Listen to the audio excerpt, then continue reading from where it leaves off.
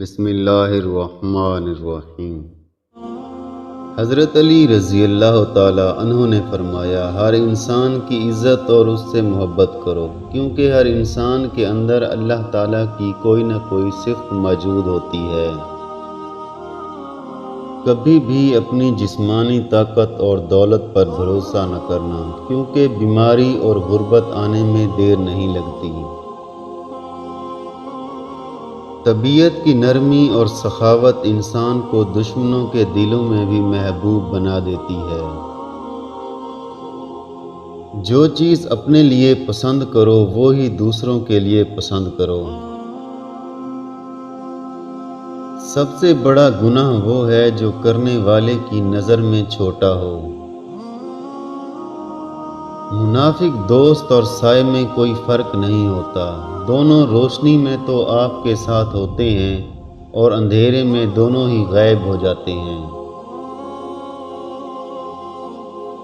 برا دوست کوئلے جیسا ہوتا ہے، جب کوئلہ گرم ہوتا ہے تو ہاتھ جلا دیتا ہے، اور جب کوئلہ ٹھنڈا ہوتا ہے تو ہاتھ کالے کر دیتا ہے۔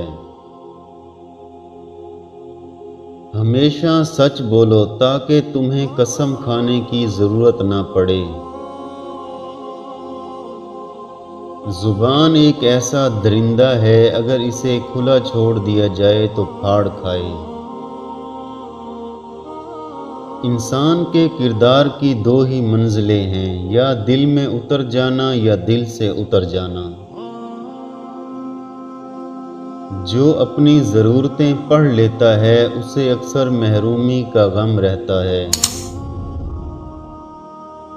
حضرت علی رضی اللہ تعالیٰ عنہ نے فرمایا، انسان کے رزق میں تنگی کی وجوہات: نمبر 1، نہانے والی جگہ پر پیشاب کرنا، نمبر 2، دسترخوان پہ بے وجہ گفتگو کرنا، اور نمبر 3، اللہ تعالیٰ کی نافرمانی والے کام کرنا، جن سے رزق تنگ ہو جاتا ہے۔